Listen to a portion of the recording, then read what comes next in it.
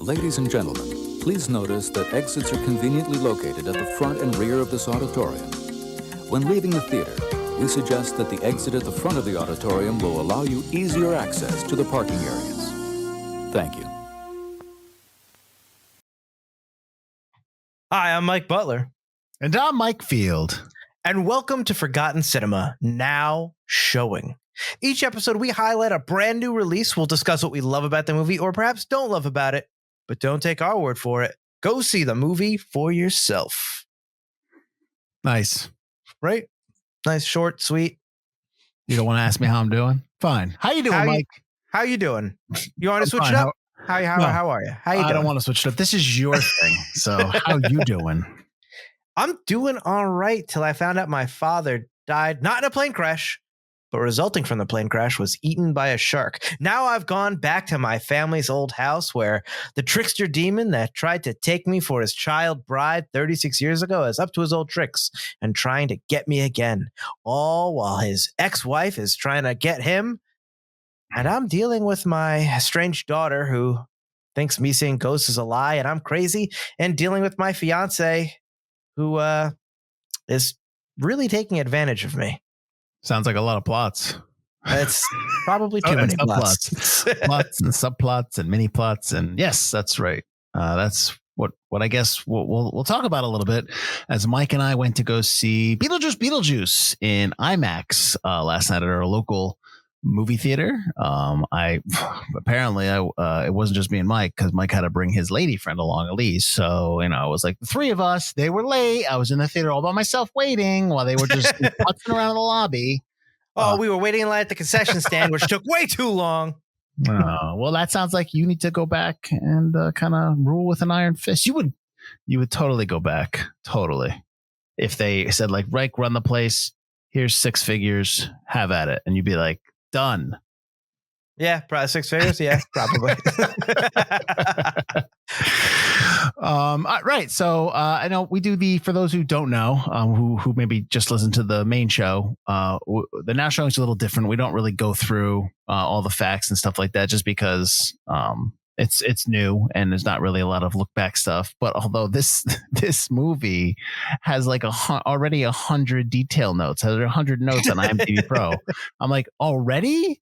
So I kind of brushed through them, but I didn't really. It wasn't a lot of stuff that was like would help us out. And it wasn't. I didn't want to kind of do an old episode like we always do, like the main show. So, I guess we kind of talked about this a little bit, Mike, before this afternoon. A little bit about our thoughts about the movie. I don't know if you want to, start it off with kind of like your initial thoughts. And while you do that, I'm going to kill a fly that's on my wall. So feel free to cut to your single shot as you talk. But I'm going to cut to your single shot with my voiceover going. This fly is huge. Like, is this a horse fly? It might be. Give me 1 second. Oh, got it. Oh, you could see it drop in camera. I'm going to have to slow motion and go back to like a replay. You. Go for it. Go for it. If I tell you right now, maybe 15-year-old Mike, in honor of Beetlejuice, would eat this thing. I'm not eating this. Oh, wow. Look at that. That's intense. Ooh. Got it. I think that's a horsefly. All right. And we're back. Mike, what'd you think of Beetlejuice? I think I summed my opinion up best, which I told you, and I told Elise when we got home, we were talking about the movie, is that the best way I would describe this movie, in my opinion, is it's a perfect mess. It is both exactly what I wanted in a Beetlejuice sequel, but its disparate plot lines are an absolute tangled mess that don't jive together whatsoever. I think the comedy is there. I think Michael Keaton is on brand. I know I'm sure we'll go into, you don't think Lydia is quite exactly where she should be. That is part of the show, the back and forth. So yes, I'm sure. I think the Tim Burtoniness is there. Although I think we'll go into like, and maybe he's just changing as a director. Like the real world stuff is a little more real world than I think it used to be. But no, I think this movie is exactly what I wanted it to. I love this movie. I'll just say it right there. I know I've only seen it once. And you gotta let it sit. But we just saw it, and this is our first reactions. That's how this has to be. We're not going to do a now showing part 2 weeks later. Going, now what, Mike? Maybe we should. Yeah. So right now, I love it. I think the comedy works. I think as a whole, this movie is, like I said, a perfect mess. It's exactly what I want. But if you sit here and go, but this is bad, and this doesn't work, and this doesn't work, I'm gonna say, yep. And then I could even throw some stuff out. But don't forget that this doesn't work. But overall, as a whole, like, I thought this movie was great. But in its separate parts, this movie is an absolute mess. But I guess in the best kind of way, because it doesn't matter, because the stuff that works so well, I guess, that the stuff that's working against it doesn't derail it too much. I had a great time during this movie. This might be the most fun I've had in a movie. I don't even know. So in a while, but I granted, I don't see a lot of comedies in the movie theater. But this is probably the most fun I've had watching a movie in the movie theater, other than us making fun of movies in the movie theater for quite some time. This is going to be a deep cut for those that listen to this podcast and know me personally. The best movie theater experience I've had making fun of films was the screening of the Babysitters Club. I don't know why we screened it. I don't know what we were thinking. It was just, let's watch it. And the jokes in that theater, I probably would not be able to to do anything publicly. Like we were young. We were just so stupid, but we were laughing so hard in that movie just because we were just making fun of it like idiots do. And but no one's gonna get that because it's limited to like maybe like 7 people in the world that know this. But more to the point, to Beetlejuice. When we did the lead up episode, which is available on Patreon, you have to just be a member, sign up, Forgotten Cinema. We talked a lot about the plot of Beetlejuice, the original. Really there wasn't one. We discussed how it was just kind of like the same thing. The same way you described this film is very similar to how we both talked about the first one. So I don't think going into this one, I kind of expected that. I wasn't really coming in thinking that we're going to get something that's any different than that. So I really wasn't disappointed in that regard. So, I mean, I agree with you, but I wasn't expecting a plot heavy. I was expecting jokes. I was expecting Michael Keaton to be Beetlejuice again. I know that, in the first film, he's only in it for like 15 minutes, 14 minutes or something like that. I think he ends up saying 14 minutes of screen time. Yeah. I don't think he's in it. I think he's in it just a tad bit longer than this, but pretty much the same, same length. Right. This is more of Lydia's story and Lydia's family's story, which is kind of on par with the first film. So I don't think much changed in terms of the brand of Beetlejuice, in terms of like what we expect. So there was no disappointment there for me. I don't love Beetlejuice as much as you love Beetlejuice. There are a lot of other movies that I love from the 80s and back from my childhood much more than Beetlejuice. I like Beetlejuice. I just don't. You're a huge Beetlejuice fan. You've admitted that even on the lead up episode, but you've admitted that before, right? Correct? You are a huge Beetlejuice. Yeah. So correct. It's my favorite Tim Burton movie. Yeah. Yeah. Okay. It's not mine. So yours is Big Fish, right? I really love Big Fish quite a bit. I like a lot of Tim Burton stuff.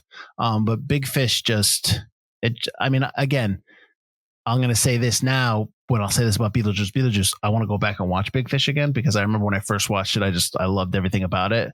But times change. I could change. My sensibilities could change. Maybe I missed stuff. Maybe I was watching it with rose-colored glasses. So with this one too, not saying you need to, but my big note for Beetlejuice is that it was fun. I laughed.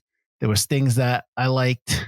There were things that I was just kind of like, okay. It wasn't hitting me as much as it hit you, but I do want to go back and watch it at some point again. And I'm sure like my wife would want to watch it, or the kids, something like that. So I'm sure I'll catch it in multiple viewings, and just to kind of see kind of really solidify my feelings about the movie, because I think we've talked about on the main show a lot of times, like you just have to see a movie a couple times to really kind of figure out like why you love it, why you don't like it, stuff like that, like what works. But I'll try not to get into in this episode with you about like, well, this doesn't work and that doesn't work. So you just can agree with me. I understand that.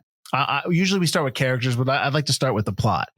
Because we've already kind of both said that it's I don't want to say negative, but it's not as strong as other movies would be.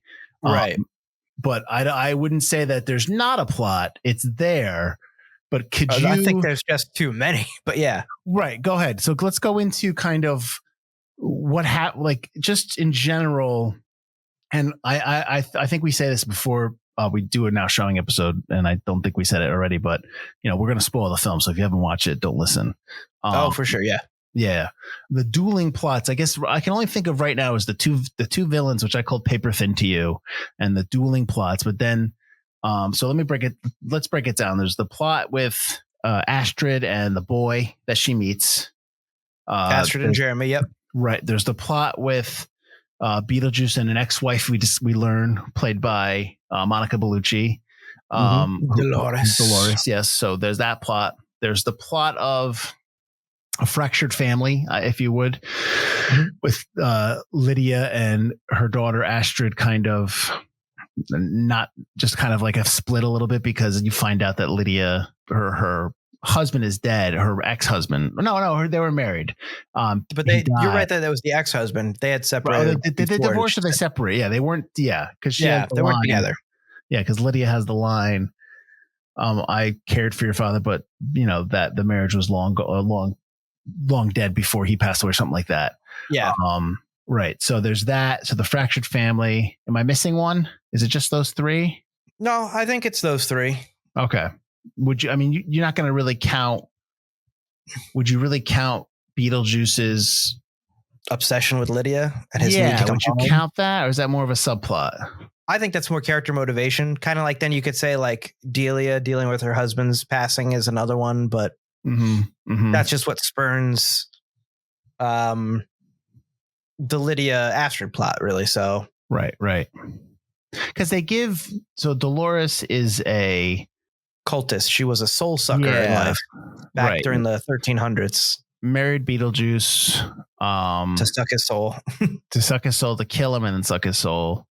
Right. And then so then you don't really tell him. He says he chops her up, and that's how she ends up in the afterlife, chopped up, but she's in separate boxes, which I don't understand how that happens. Regardless, it's like they don't explain it, but I assume either he did it or someone else did it, because even the undead are afraid of her, or the dead are afraid of her, because she makes them, as Willem Dafoe's character says, dead. She has a pretty good like main villain introduction, which I think kind of goes on a little too long. But she has way too much stapling.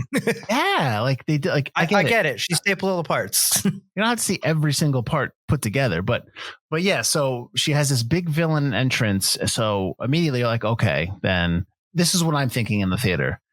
All right, this is the main villain. She wants Beetlejuice, so Beetlejuice is now going to be somebody we're going to root for, and is going to team up with Lydia to stop Dolores. Like that's what I'm thinking. Yeah. Okay. Now I don't know if you knew the plot going in or if anything at all. I don't know what you knew. I mean, from the trailers, that's pretty much what you know. She's kind of with Rory. You know that the father dies. Not Richard. You don't know about Richard, but you knew that what's this? Oh my God. Oh, Charles dies. Yeah. Charles is dead. Yep.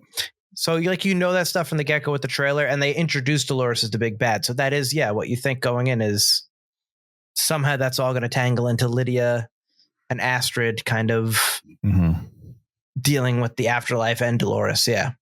Yeah. And then that's not really what you get. No. And would you say like 45 minutes, 30 minutes into the movie, we meet Jeremy? We meet the kid. I feel like it feels like 45 minutes, but it's probably only 30 minutes. Okay. Yeah. So Astrid meets this boy, and then she finds out that, he's dead, and she can see ghosts for some reason, because they don't really explain that she can see ghosts, and her mother wasn't a liar. but she's not really that shocked about being able to see ghosts. Like she takes it in stride. And so then he tricks her into you find out that he's not a good person. He killed his parents, and he's trying to get her to switch souls with him so that he can go back to the living. I guess there's an incantation on the book that you can do that, and the book of the recently deceased. And so then that becomes a main plot point or a villain. And like the Monica Bellucci, Dolores character, once you meet her, she kind of pops in and out, but like then she just disappears. And then and then we're onto the Jeremy plot. She's never a threat to anyone we care about character wise, unless you really care about the fate of Bob. But yeah.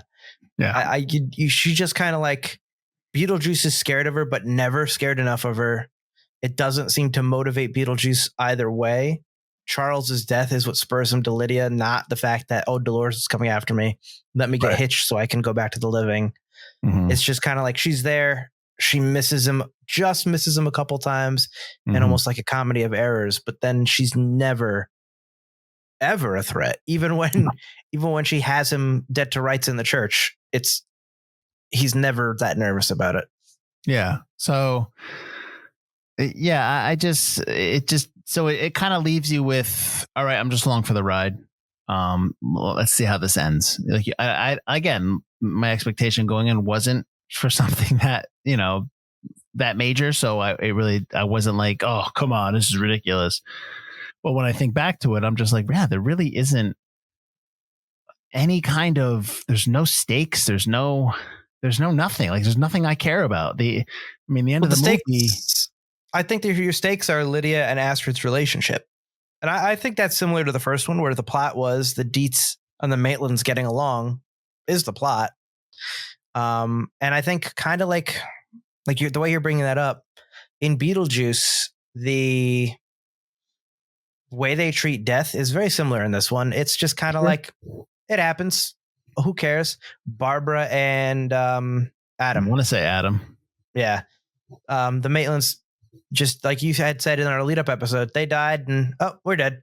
Yeah. Delia, I'm dead. Charles, I guess I'm dead. Like no one really cares. Which I guess is a healthy way to look at it. I think I would be bummed if I was Charles and I died with no head and I just freaking talked. That would bother me. That sucks. Yeah. So yeah, I think that's part of why like the no stakes is dying isn't really a stake. Maybe being separated from your loved ones is a stake.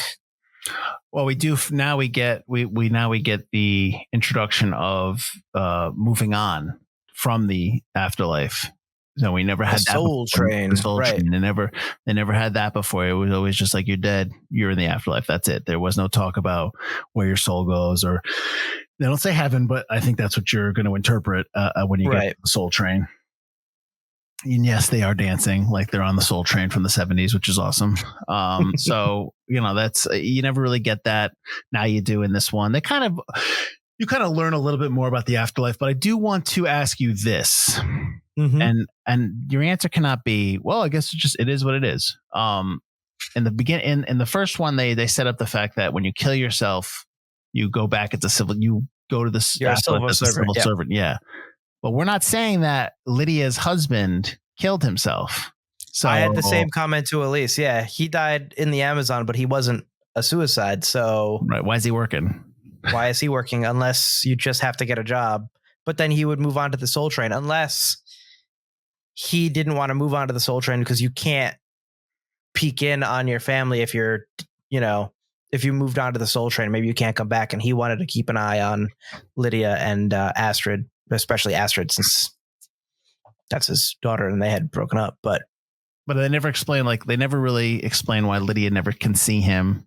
Which, you don't get enough time with Richard because he kind of goes, I've been picking in on you. And it's like, you can't say that line and not explain why Lydia can't see him then. Because if he was there, then she should see him.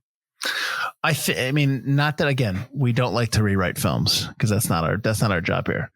But we do. We just say that. No, but I think out of respect for what, right. all that stuff. But I think a stronger, and maybe they just couldn't do it, but a stronger plot line is to include the father more, is almost to have Astrid believe her mother and want to go to the afterlife to find her father, and pushes her, and you know what I mean, and calls Beetlejuice to get her into the afterlife, you know what I mean, like makes the deal. And like, yeah, you know, I think Beetlejuice, you yeah. don't need the Jeremy kid. You just need Beetlejuice to come from, because he enticed the Maitlands, Yes. you know, before he got called up into there, he was still in the model talking to them. So, and same with Lydia. Why can't he seduce Astrid by saying, "Well, he's down here with me. I could take you to him." Right. I think that the Dolores subplot is a much stronger and much more interesting, you know, villain and subplot Yes. and plot. And you can still do the stuff with, you know, she's after Beetlejuice and all that stuff. I just think that's a much more interesting one. The Jeremy one, we probably have seen before, and you could tell, you knew that she was getting set up. It was like from a mile away. You knew that something was up. So yeah, I agree with you there. I think that would have been, yeah, that would have been I good. mean, don't get me wrong. I love Beetlejuice and Lydia teaming up, but they don't team up for enough. Like, you kind of, like I told Elise, it's like, yes, he's gross. and I don't know if Lydia and Beetlejuice should be together, but like maybe it's part of me watching the old 90s cartoon, but I wanted a Beetlejuice Lydia team up a little bit more. And he even goes, look at the two of us. We're like a regular old Bonnie and Clyde. I haven't seen you guys do anything yet. You haven't done jack. And it's like, I would have liked a little bit more Beetlejuice Lydia in this one. Like, it's the team up you've been waiting for, you know, 36 years. And I mean, this hints that there might be a Beetlejuice. So like, here's hoping. And maybe they'll do a little bit more team up, but yeah. There's a movie, there's a scene at the end where you're like, oh, okay. And I talked to Mike that I think the reason why they called it Beetlejuice because they just want to call the next one Beetlejuice. But who knows? So let's talk about characters a little bit, because we kind of talked about plot enough. I think let's talk about Lydia, because I want to repeat what I said to you today and kind of get your thoughts on this. I had trouble. I didn't have trouble, but I questioned: is the Lydia the woman that I see as Lydia now? I don't know if I can believe that that's the Lydia who I met 30 something years ago as a kid, but on the other flip side of that, people change. It's been over 30 years, you know, things happen. What did you think of Winona Ryder as Lydia? And to be fair, I love Winona Ryder, and my wife does not, but I do. So I'm all in on her. What she got against Winona Ryder? She just jealous? No, it's not like that. I don't know. She just has her thing. She doesn't like Ben Affleck either, which I'm like, come on, I like Ben. I know that. I think I could see that. I think she was a troubled young lady, and now she's a troubled grown up. I think that, you know, the goth phase is over, but that insecurity, that need to mask with something, you know, is still there. The fact that we learn that seeing the Maitlands wasn't a one-time thing. She's essentially Haley Joel Osment's character from The Sixth Sense, and she sees all ghosts. I think that that's something that would deeply affect you as you grow up and as you grow older. And with people like Rory using her to their advantage, I could definitely see that. Her only friends being the Maitlands, and they left and moved on, and she can't really move on. Her family hates her. Her own daughter doesn't really, you know, love her and thinks she's a fraud. I think I could see that affecting you in a way. They made a point to talk about how her mother's not dead when Delia talks to her, and she's like, well, my mother's not dead. Yes. I'm like, why bring that up? Like, why is that necessary to bring up? I thought the same thing. And then actually I thought that as I was driving out of our day job in the parking lot, I actually thought to myself, it's an excuse to set up probably some kind of guest character for Beetlejuice if they go that route, and get like a high class actress to play Lydia's mom and be like, oh, that's cool. Okay. Well, especially like maybe whoever, Angelica Houston or something like that. And you're just like, oh, damn. Well, especially what happens with Delia in this movie. We find out that, you know, she bought asps bite her and she dies. More defanged. Yeah, that she got scammed. But And they had that funny line where Astrid's like, well, your art's going to go up in value. She's like, yes. I thought that was good. Yeah. But yeah, maybe. I mean, maybe this. We didn't talk about this, but this movie is actually written by Alfred. I want to say Alfred Go.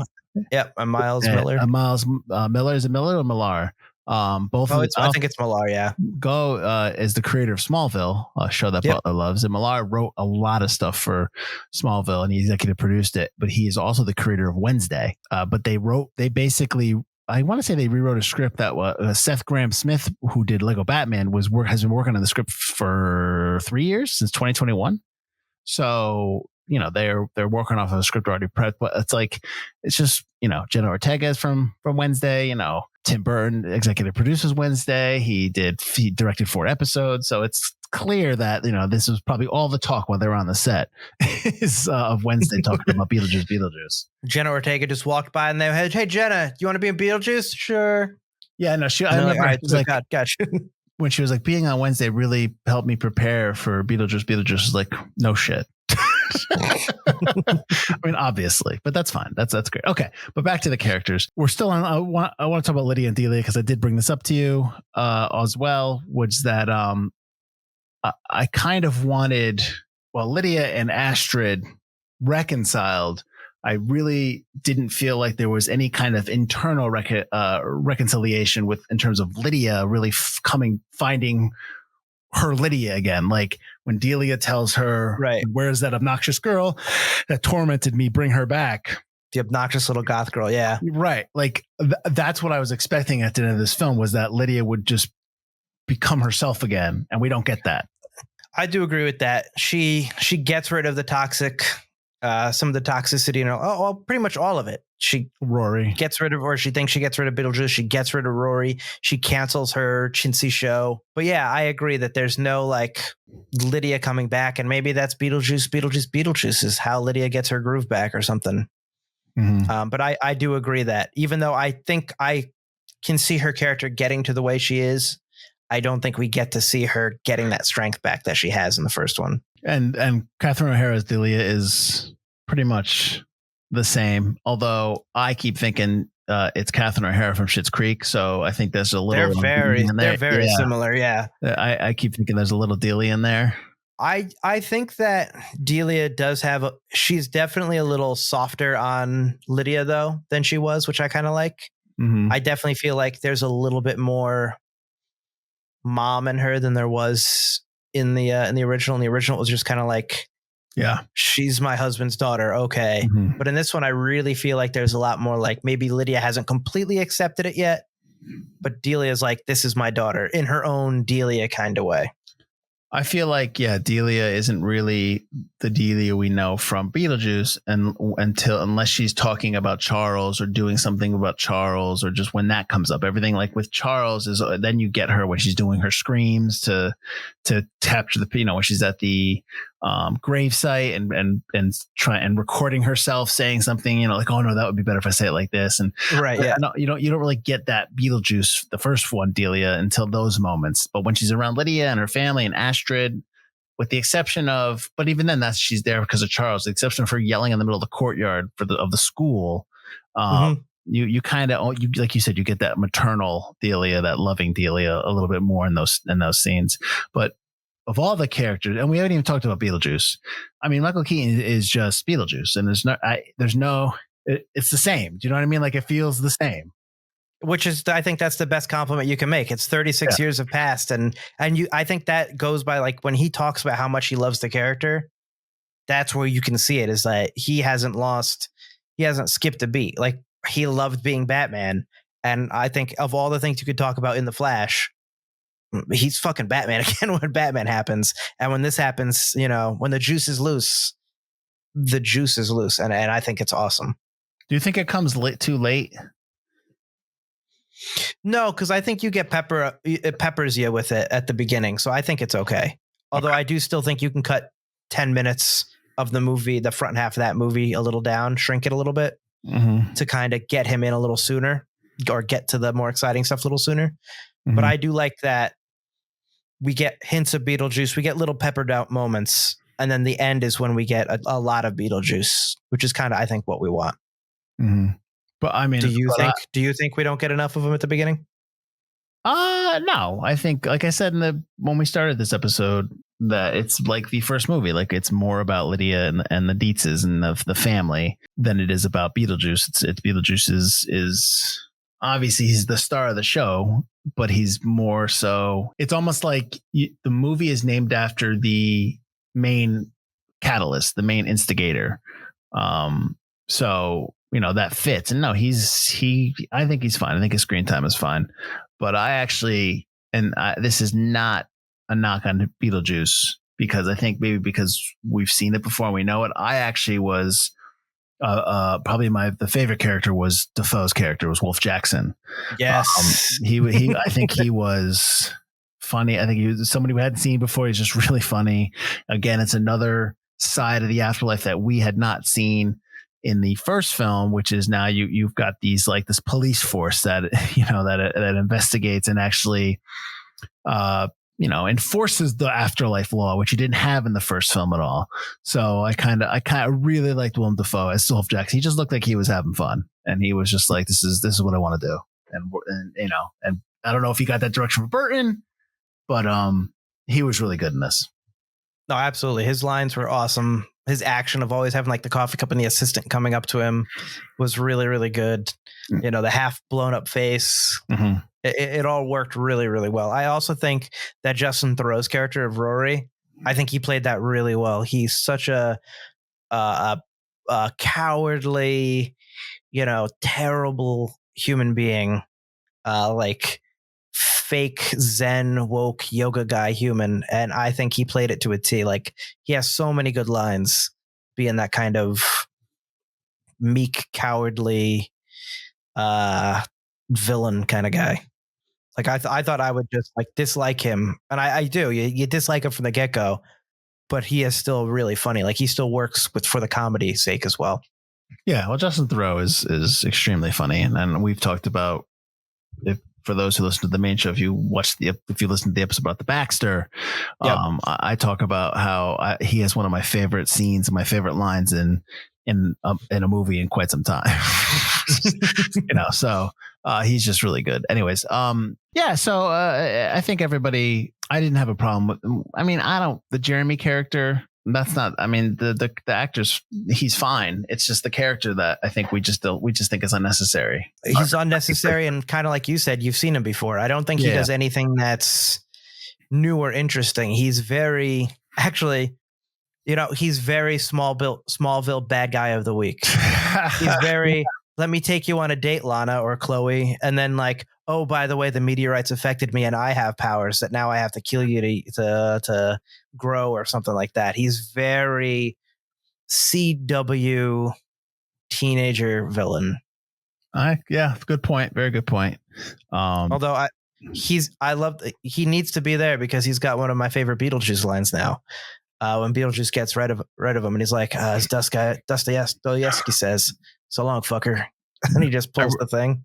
I read a note that they were like, it makes sense that Beetlejuice gets beeped because Beetlejuice says the F word again in the church. It makes sense that Beetlejuice gets beeped in the church because it's consecrated ground. It's like, no, he didn't. He got beeped because they can't have two F words in a PG-13 film. They already used their one F word. Come on. It's like, I can't stand uneducated notes. It was probably Tim Burton going, all right, we'll give you two F words, and whichever one I don't like or whichever one works the best, we'll keep, and we'll beep the other one. Yeah. Speaking of characters, obviously we don't see the Maitlands in this film, but they were supposed to have a cameo, and I guess Burton, or maybe it was in the initial script, but Burton didn't think that the de-age, because you have to de-age them, they can't age, they're dead. Right. So he thought that digital de-aging wouldn't be good enough. So he was just like, forget it. We're just not going to do it. But there was talk of having them in there. But I mean, you're not only going to have to de-age their face, you're going to have to de-age body type as well. So, you know what I mean? And, right. If Alec Baldwin doesn't look like himself, 30 years ago, there's no way you can de-age that. And he's not going to, for a cameo, he's not going to, go on some kind of crash diet, go on some kind of Hugh Jackman 85 avocados, 10,000 chicken diet. No. The Alec Baldwin we have now does not look like the Alec Baldwin back then at all. Yeah. So you're never going to get that. Yeah.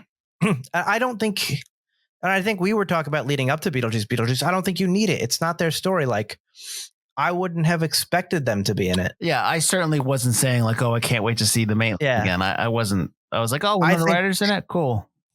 Yeah, I think the one line of they moved on is perfectly acceptable and fine and the right way to do it. I don't think it needed more time, but I also don't think it should have been ignored. It just should have been like, yeah, they moved on. Yeah. Agreed.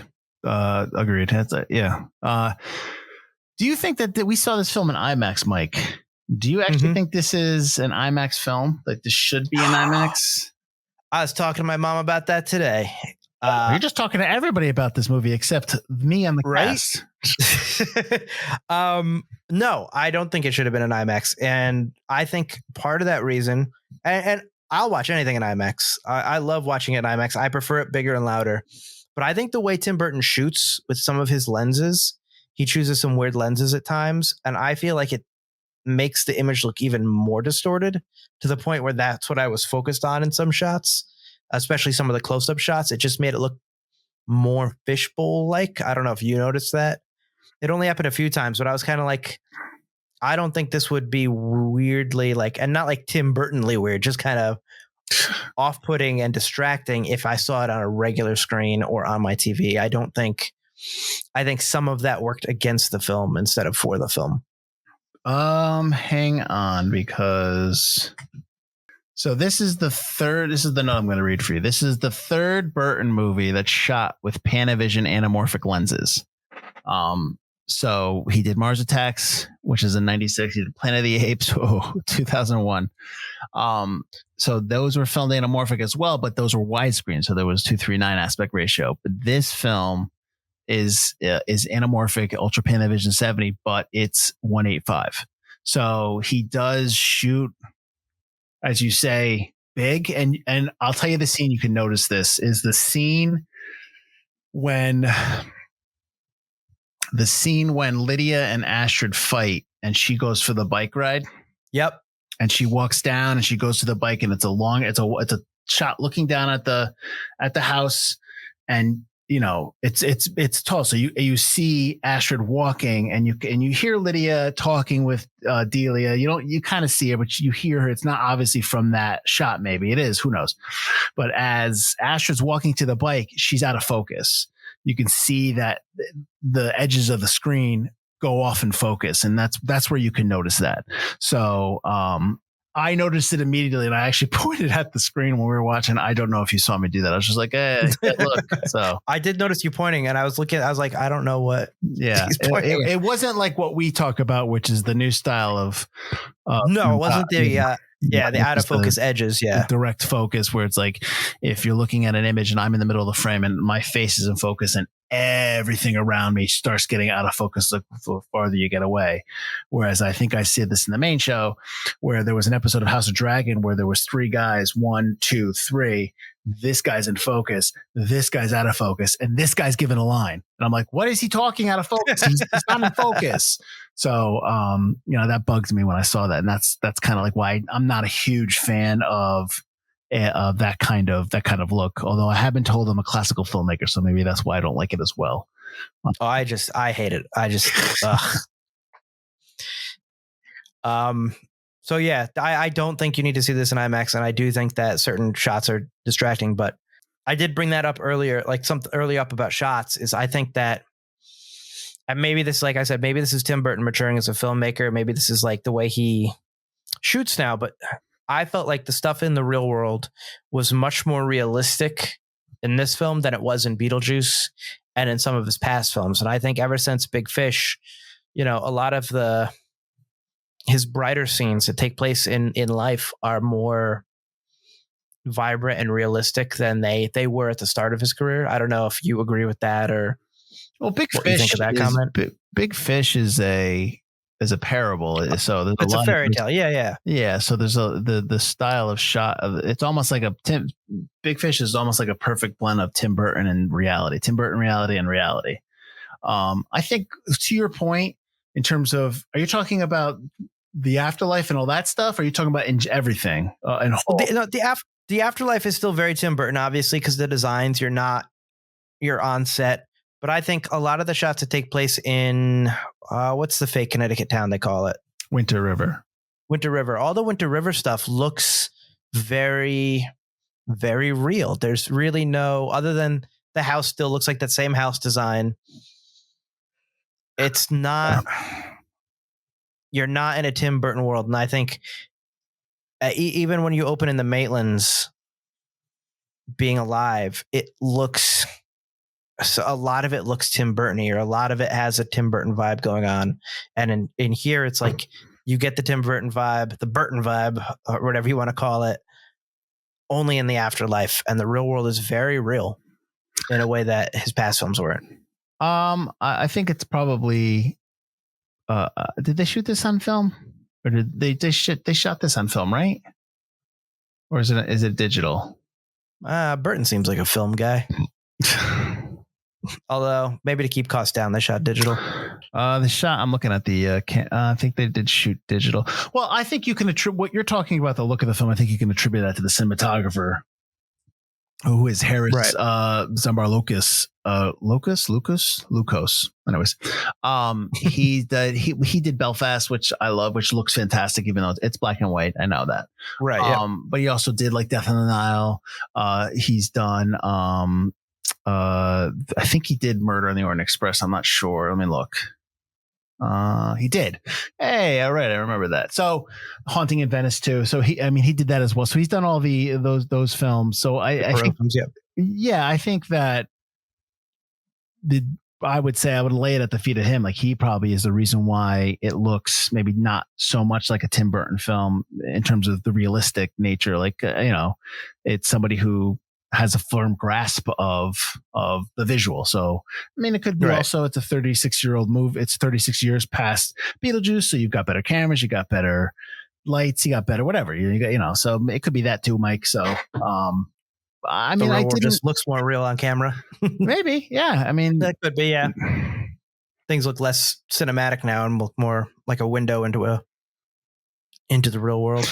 Well, we have that discussion quite a bit. We have the discussion, but it's more and more now with movies that come out and with streaming, that there is a difference. I think, even though we say film, I think we should say cinema, since obviously, not a lot of people shoot on film anymore, but there's a difference between cinema and content. And I would say that this film is obviously cinema. Just because I think that's just Tim Burton style. He's not going to do like, something that's like Netflix that's on for a week and then we don't ever hear from it again. So, so there's a big difference in terms of just story, in terms of look, in terms of, like Marvel movies have that template that they have to follow. And yes, Marvel movies are cinema. I'm not saying they're not. Relax. But they have a lot of roots in just kind of like content creation, what it should look like, how this should be, how it's put together. When I say content, I mean like there is a playbook that you follow, and that there's certain things in certain ways that you put the story forward. With cinema, it's more of a feel. It's yes, you're following a script, but with cinema and film, you feel the storyteller more in that. I think with content, I think you feel the focus group. You feel corporate energy more. Yeah, you feel that. You feel very mindfulness. Very, you feel that.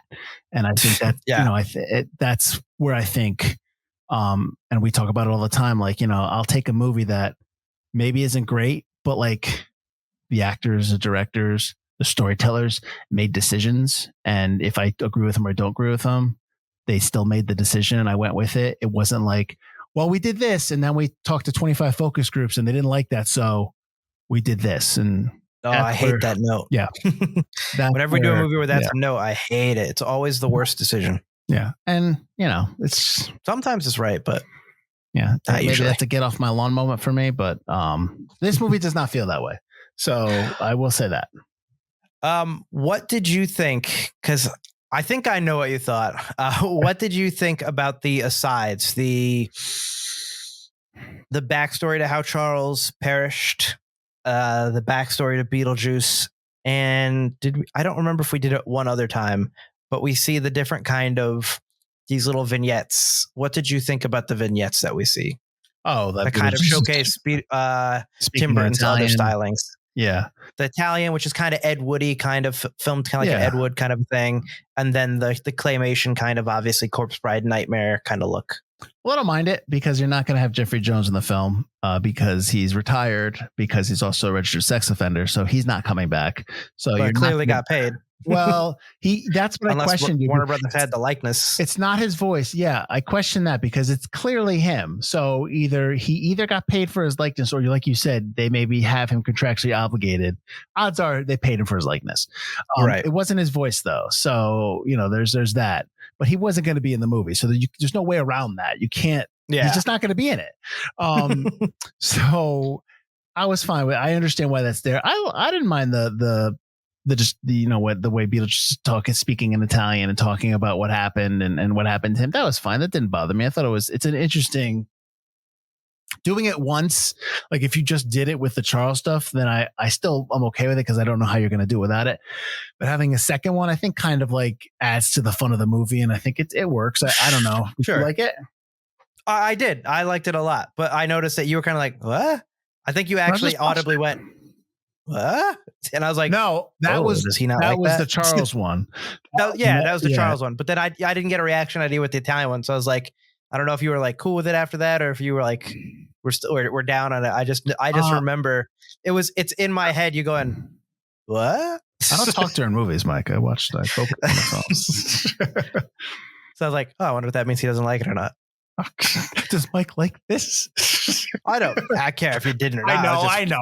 I thought it was interesting because it's not something from the original Beetlejuice. It's something they did for new and here, and I really liked it because it shows kind of Tim Burton's other kind of stylings that he's done. What's funny is that he retired.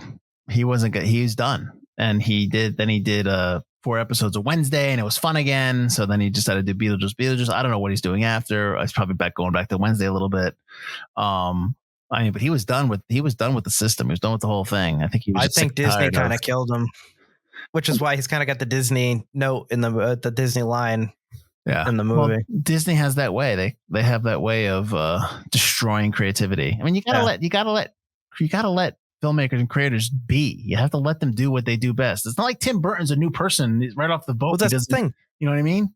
The man's made you so much money. Yeah. I guess he had a terrible time with Dumbo. So I guess after Dumbo, he's just kind of like, I don't know if I want to do this anymore. I can't blame that because he's Tim Burton. Like I said, he's not like fresh faced. I've done a first movie and I got a big film.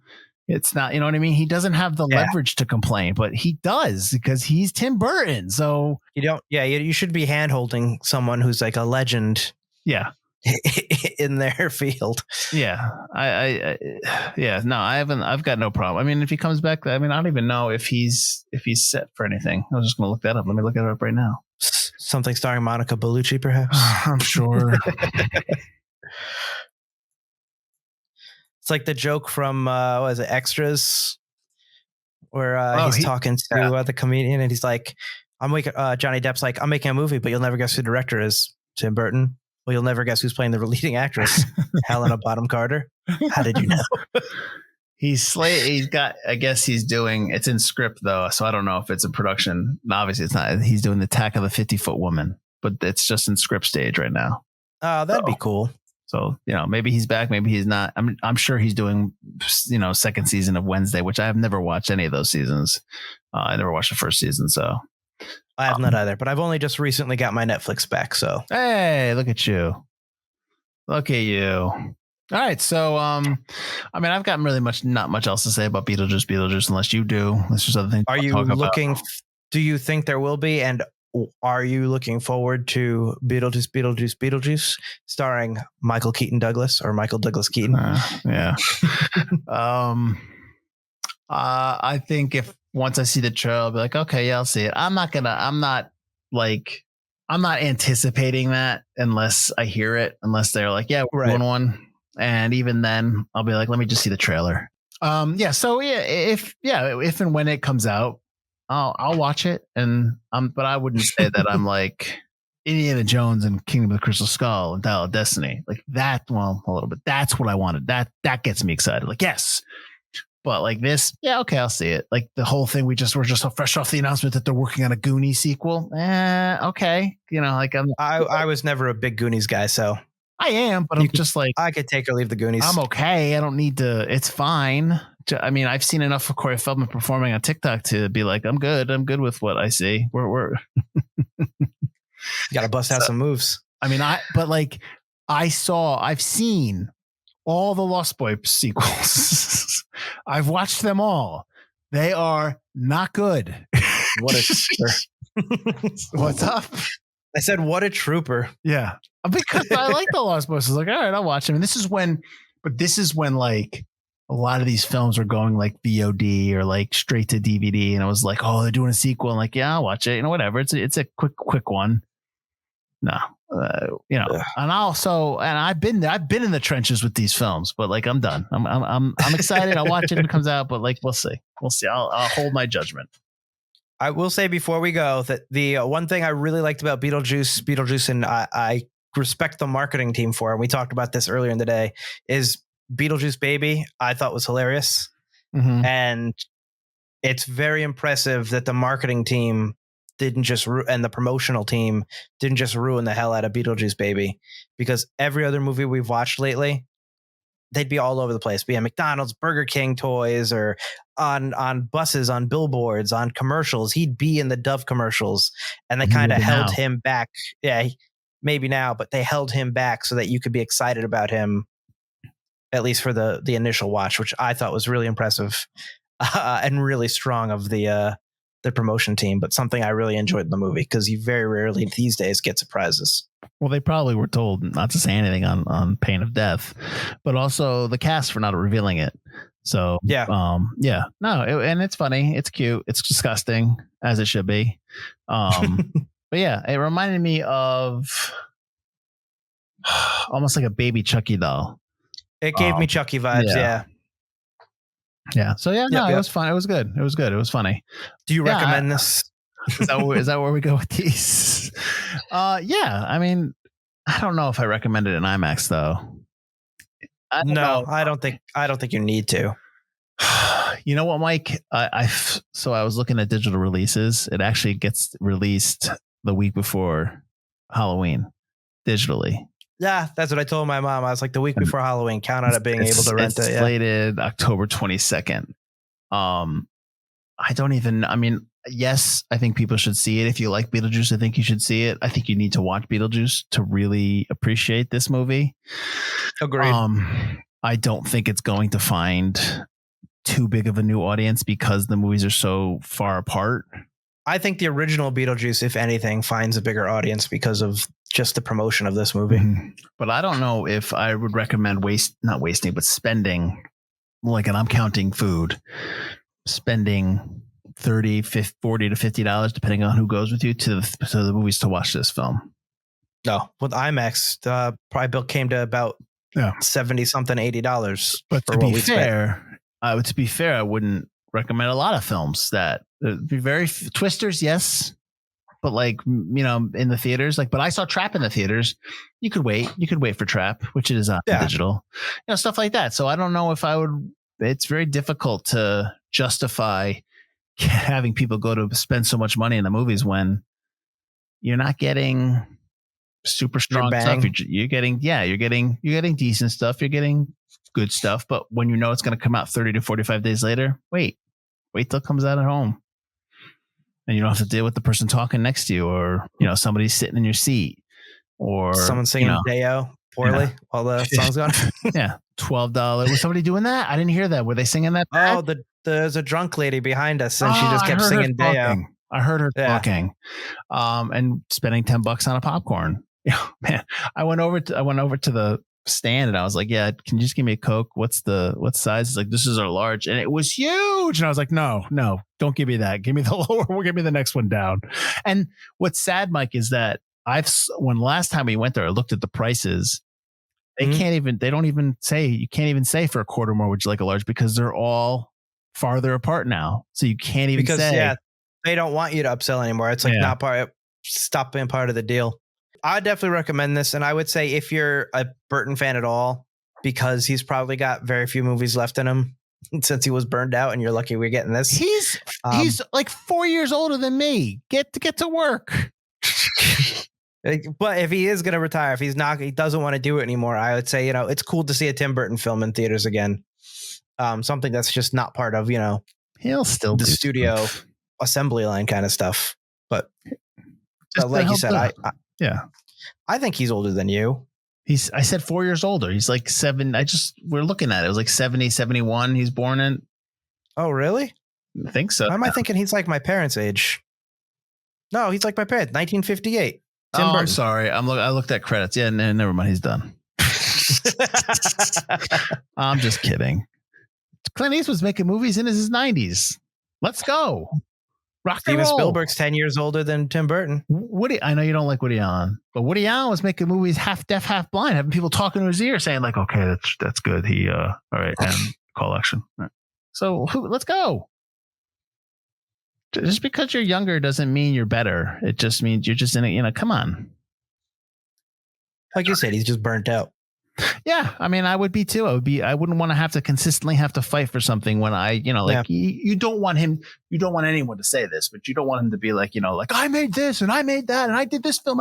You don't want to have to say that. You want to have somebody say that for you and say like, this is his agent. This is Tim Burton. You don't treat him like this. You shouldn't have to pull out your own receipts. No.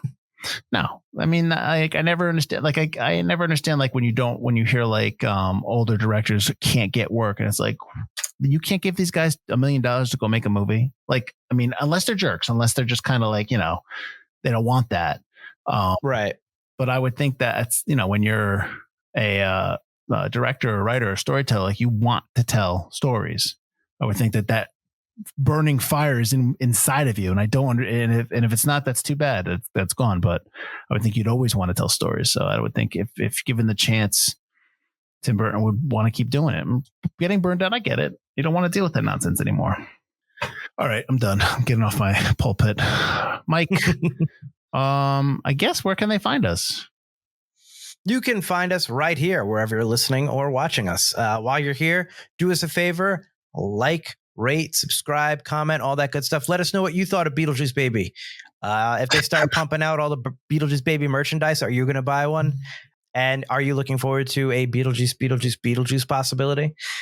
Let us know. And then if you want to hear us talk about more movies, check out the main show.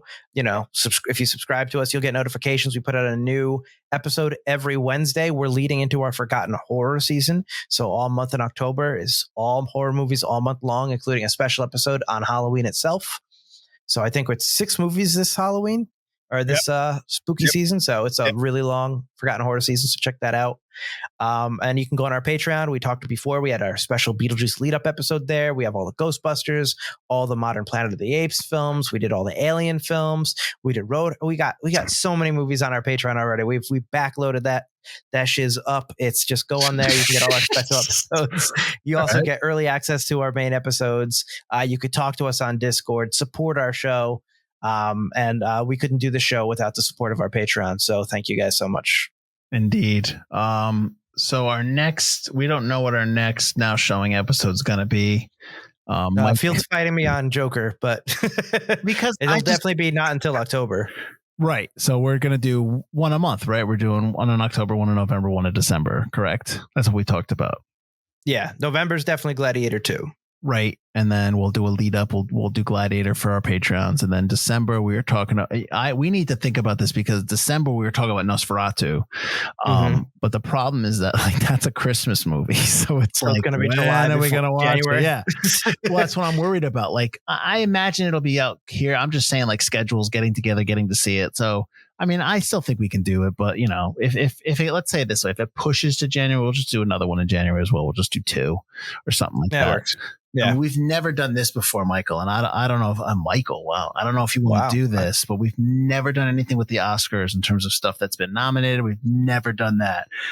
I, on my own, usually watch all the movies, most of the movies that are nominated for best picture and other stuff. So, and I'm talking like the 2 to 3 hour foreign language films. I watch those. Like drive my car, like, I'm there And I'm like, Mike, I watched this, and you're like, what? I'm like, yeah, don't worry.